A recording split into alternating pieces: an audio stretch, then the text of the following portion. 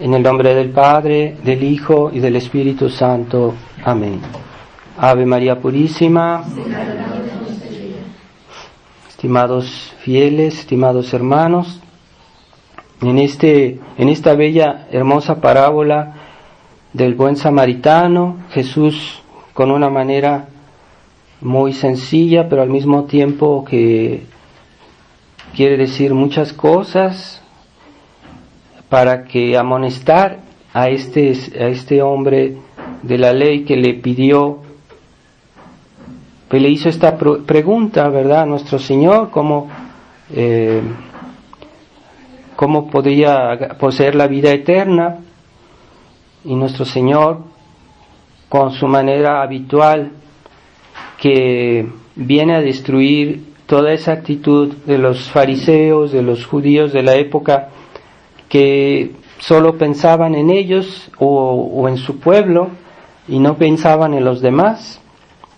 Entonces habían reducido mucho el concepto del prójimo, ¿verdad? El prójimo, nuestro Señor le preguntó a él, ¿qué está escrito en la ley?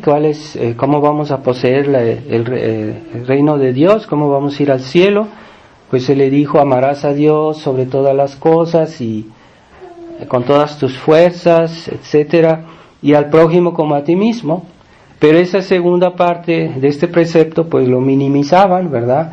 Al prójimo lo reducían más bien a la gente que ellos amaban, a la gente que les era próxima, y no tanto a todos los hombres, como nuestro Señor lo entendía, como Dios lo entendía.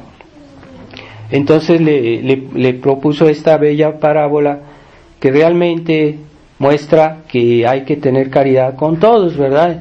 En la medida que tengamos las fuerzas y los medios. Y los samaritanos en realidad no eran judíos, pero practicaban la ley de Dios. O sea, en aquella época practicaban la ley mosaica también, ¿verdad? Estaban dentro de Israel, pero no eran judíos. Entonces eran mal vistos, eran mal considerados, eran despreciados, prácticamente no se hablaban entre ellos. Pero nuestro Señor pone el ejemplo que es el samaritano precisamente el que practica ese mandamiento de caridad con el prójimo. Y cuando hablamos de la caridad con Dios, pues sí, es verdad que es el primer mandamiento y el más importante, ¿verdad? Pero Dios ha hecho las cosas de tal manera que Él quiere que le manifestemos el amor a Él por el amor al prójimo. Y viene siendo este amor al prójimo la manera de saber si realmente amamos a Dios. Entonces, puesto que a Dios no lo vemos, puesto que a Dios realmente no lo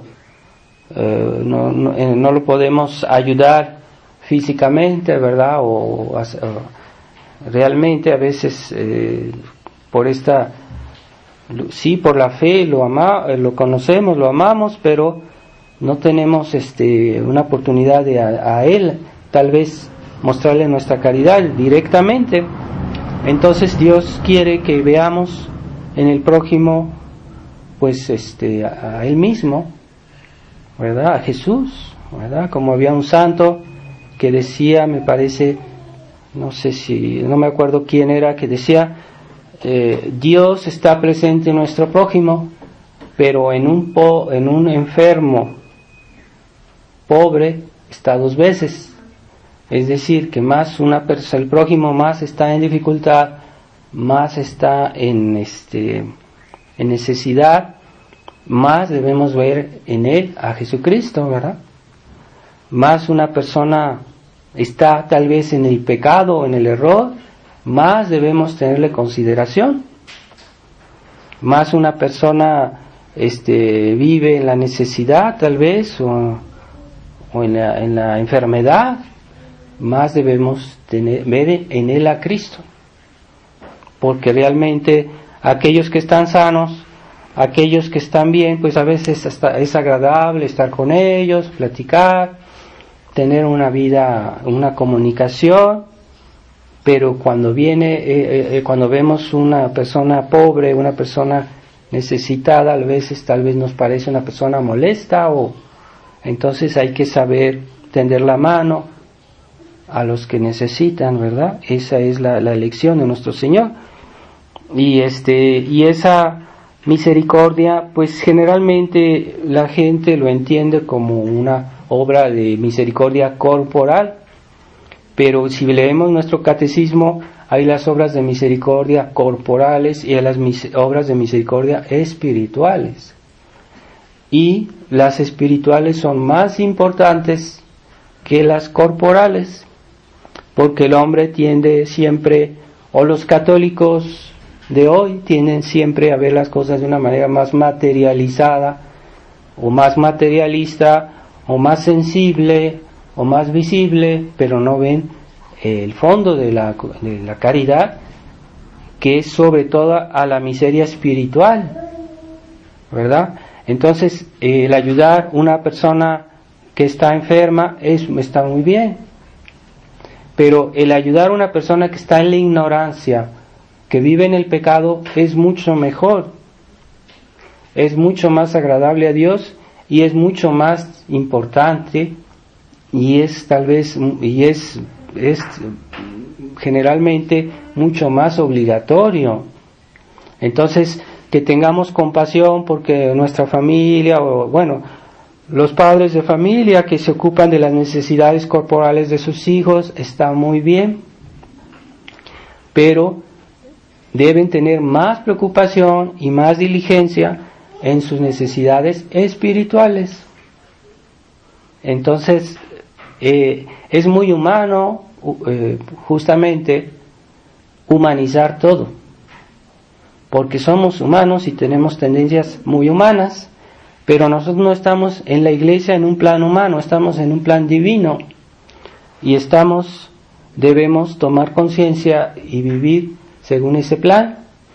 Y pues, ¿qué es el gran medio de entrar en ese plan y de saberlo llevar a cabo? Pues es tener la virtud de la fe, sobre todo, que es una virtud que nos abre a nuestra inteligencia todo un mundo diferente, que está presente en nuestra vida aunque no se vea. No vemos a Dios, no vemos las gracias que Dios pone en nuestras almas, no se ven, tal vez no se sienten, pero están ahí.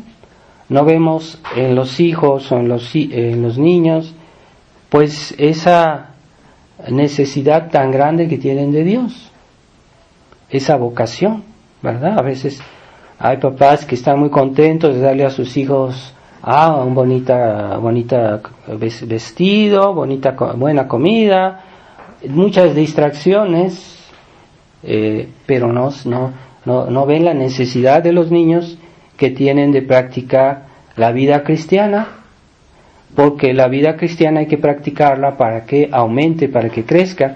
Entonces, si a un niño no se le pide que haga un esfuercito, que haga sus oraciones, que sea obediente, que sea generoso, que sea sobrenatural en su manera de ver las cosas, y pues ese niño pues va a ser un cristiano mediocre, aunque parezca un buen niño, y que lo sea, pero no es suficiente para que sea un día más feliz en el cielo.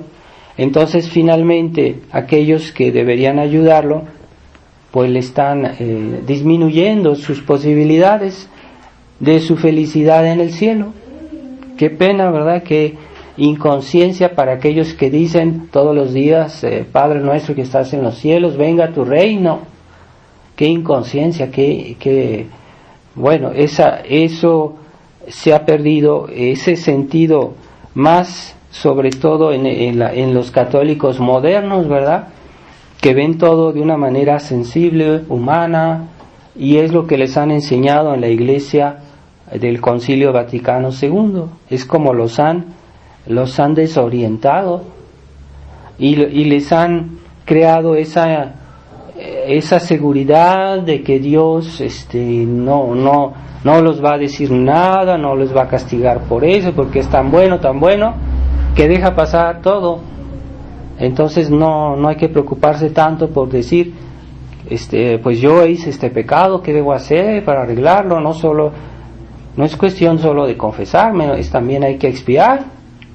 Y no es cuestión de solo de expiar, también necesito practicar la virtud contraria para vencer ese vicio, ese defecto. Entonces ya eso ya no es tan importante hoy, se insiste tanto en la caridad, pero una caridad que no tiene exigencias, una caridad que no tiene fe, una caridad que olvida la justicia, y es una caridad que es impía, porque una caridad impía que no honra a Dios como debe ser, pues no es una caridad, finalmente es una especie de amor humano que Dios reprueba, que Dios condena. Y cuidado, que ese espíritu está por todos lados en este mundo hoy. Pobres católicos que han sido desorientados por sus pastores, pero todo eso está inspirado en los errores del Vaticano II, y el Vaticano II está inspirado en los errores del modernismo que fueron condenados por los papas, que fueron condenados principalmente por el Papa San Pío X, un santo. Bueno, entonces es un drama que los pastores que están ahí para dar a las almas la verdad y la enseñanza y los tesoros de la iglesia, los tesoros de la iglesia, no se los dan.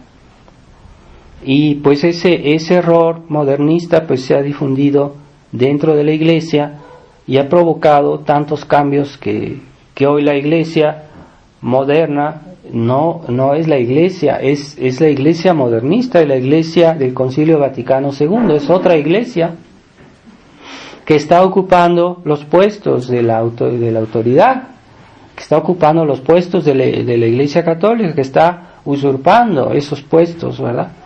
Entonces, que no deberían estar ahí en la sede de Pedro, o en las sedes episcopales, o en las parroquias, lo que fuera. Ellos tienen que volver a la Iglesia Católica en su plenitud. Tal vez haya quien no vea bien el problema, o que estén como engañados, como atontados, y tal vez no sé si sea forzosamente siempre consciente, pero en realidad, de hecho, están sirviendo a otra iglesia, sabiéndolo o no sabiéndolo. Entonces, ¿qué es lo que Dios nos pide a nosotros? Nosotros debemos ser buenos samaritanos. Entonces estamos conscientes del problema, pero también debemos pedir por esas pobres personas, algunos con más conciencia, con más culpabilidad, y otros tal vez con menos, mucha inconsciencia, mucha ligereza, mucha negligencia en muchos católicos, y también pues pecado, ¿verdad?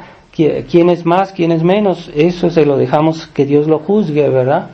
Pero ciertamente son legión las almas que se condenan por toda esta desorientación diabólica que hay en la iglesia. Entonces nuestro Señor nos pone el ejemplo de este samaritano, que en realidad es figura de Él mismo, de Jesucristo, que vino por el camino de esta vida. Y este hombre herido pues es la humanidad herida por el pecado original, que estaba tirada, y estos ladrones, ¿quiénes eran? Pues los demonios, que lo golpearon, que lo hirieron con el pecado original, y las consecuencias del pecado original, que son los nuevos pecados, los nuevos abusos que hay en este mundo, tantos crímenes. Pues la humanidad estaba, se puede decir, tirada en el piso, herida, molida de golpes, pero eso no son golpes corporales, son golpes espirituales. Esto hay que verlo espiritualmente. Entonces Jesús vino y Él sí tuvo compasión de la humanidad, y tomó a este hombre y se lo confió a los sacerdotes. Los sacerdotes son este lugar donde Él lo llevó, y ahí le dijo al que estaba ocupado de este hostería, de este lugar, como lugar para los viajeros, y le dijo, pues ocúpate de él, y yo cuando regrese te daré tu salario si hay necesidad de algo más. Entonces los sacerdotes tienen esa función de curar las heridas de las almas. Por eso se dice que el samaritano le puso aceite y vino en sus heridas, que simbolizan los sacramentos, ¿verdad? El aceite, el vino, son los sacramentos de la Iglesia que vienen a curar nuestras heridas de nuestras almas. Entonces, esa obra de misericordia, Jesús quiere que se haga por su Iglesia. No hay otro medio, no hay que decir, no, pues yo quiero estar bien con Dios, no necesito los sacerdotes, ¿para qué de los sacerdotes? Y que no sé qué. Bueno, entonces, pues sacerdotes con todo lo que puedan ser o que pudieran tener algún defecto, pues no importa. Y Jesús quiere ser representado por los sacerdotes.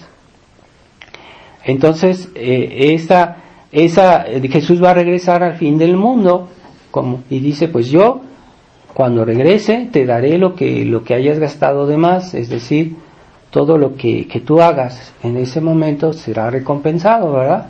Entonces, este posadero, pues ciertamente también debe ser fiel en ocuparse de ese enfermo y de darle el alimento espiritual, que es primero el de la fe, ¿verdad? No invertir, no decir primero la caridad, después la fe, o primero la caridad y quién sabe la fe, ¿verdad?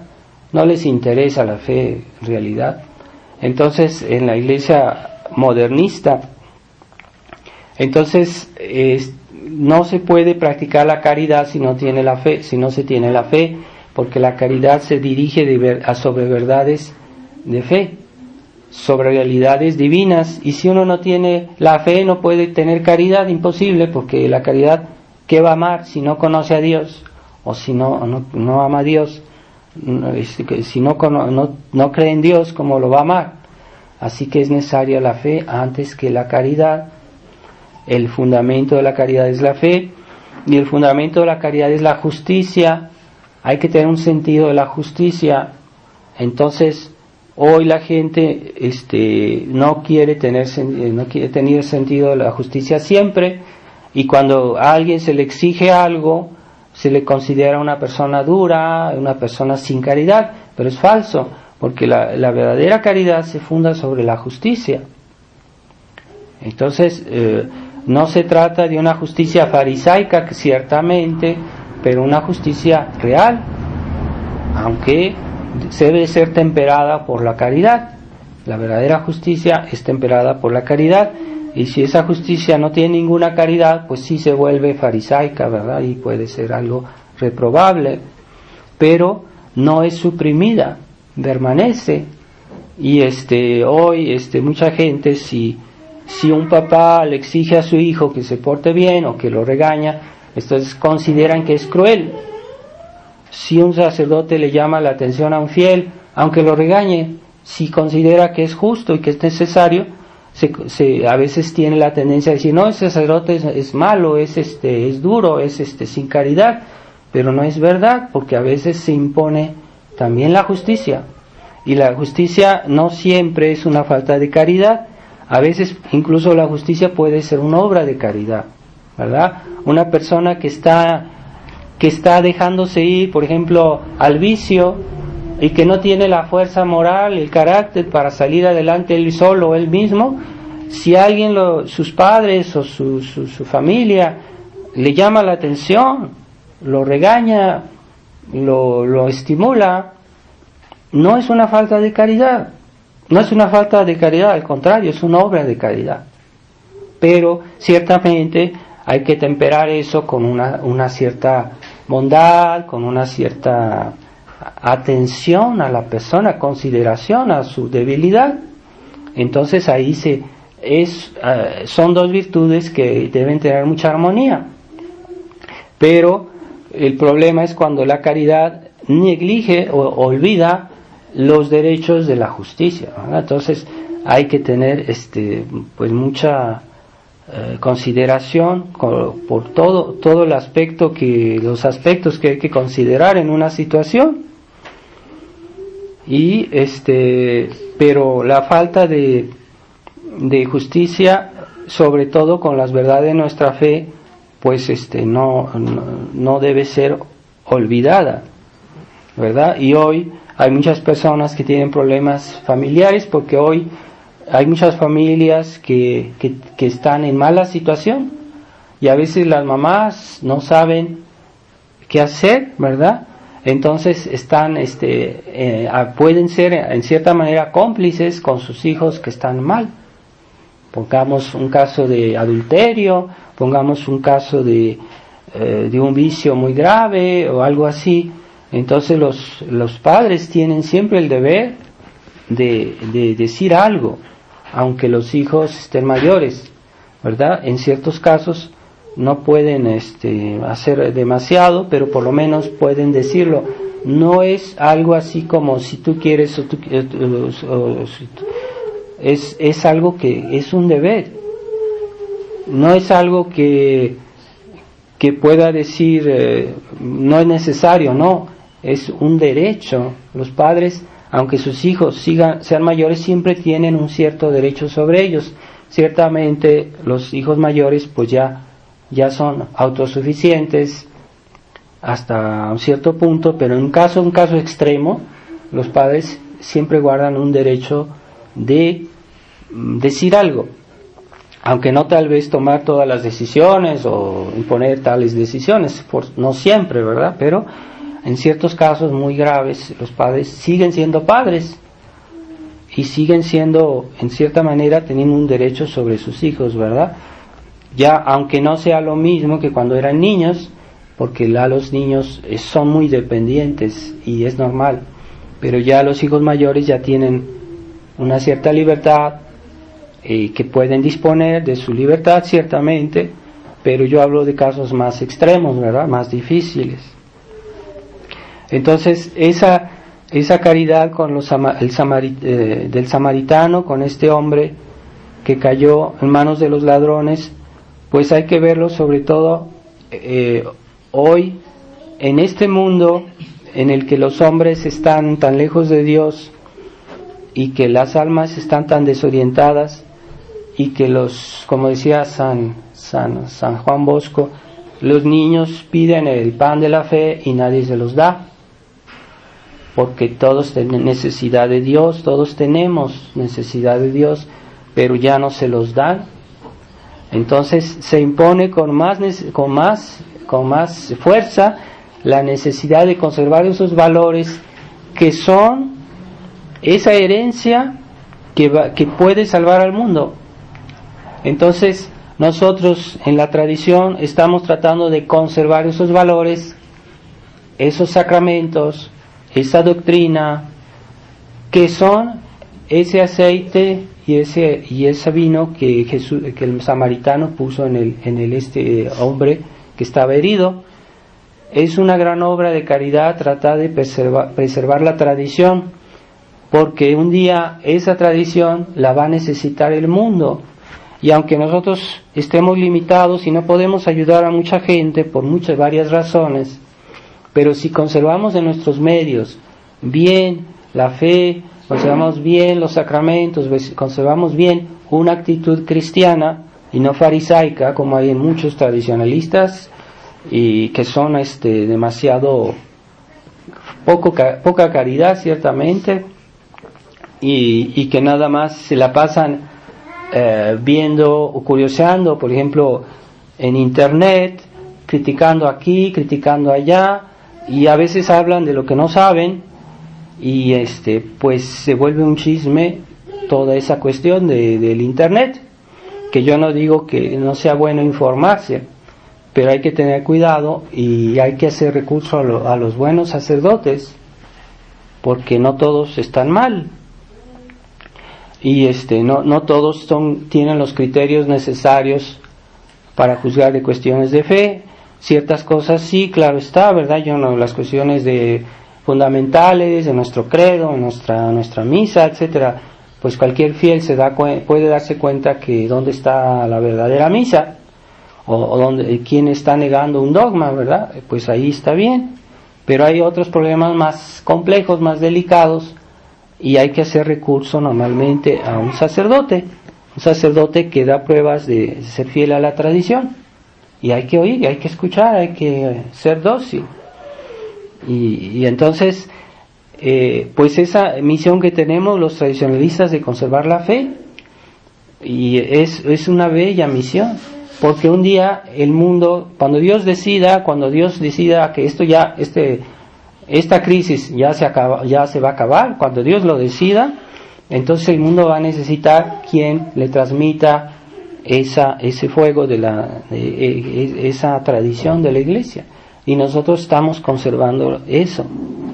Entonces es una obra de caridad en el fondo que hacemos por la Iglesia, y el hecho que existamos, que conservamos la misa, los sacramentos, la fe, pues eso atrae gracias aquí a esta ciudad o a otros lugares, aunque no se note.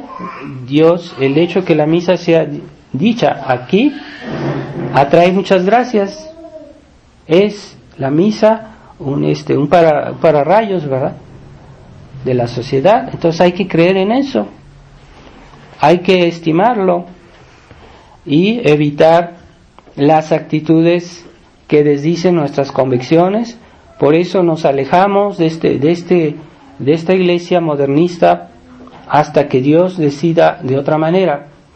No podemos colaborar, no podemos estar juntos, no queremos mezclar las aguas, porque no se puede. Si no, nosotros nos vamos a diluir y vamos a perder el concepto de lo que somos. Entonces debemos conservar no solo la fe, debemos conservar una actitud de fe que corresponde a esta fe, y no hacer actitudes liberales, de espíritu liberal, de conciliación con el mundo, de pactos con el mundo, explícitos o implícitos. Eso es Dios lo condena. Y ya vemos que en la fraternidad antes ya había un acuerdo con Roma, ¿no? Hoy se está hablando de que ya se va a hacer el acuerdo, que ya se va. No, el acuerdo existía, un acuerdo implícito, y ya nada más por debajo de la mesa, pero ya se está Monseñor Felé fue tantas veces a Roma para decir sí, pero ahorita no hacemos el acuerdo porque la gente no está preparada. Entonces, pero espérenme, pero ya estaban de acuerdo, ya estaban colaborando, ya estaban es un acuerdo real, no se necesita escribir en papel. Y hay muchas cosas en el derecho de la Iglesia que antes de ser aprobadas por la Iglesia pueden tomar derechos por la práctica.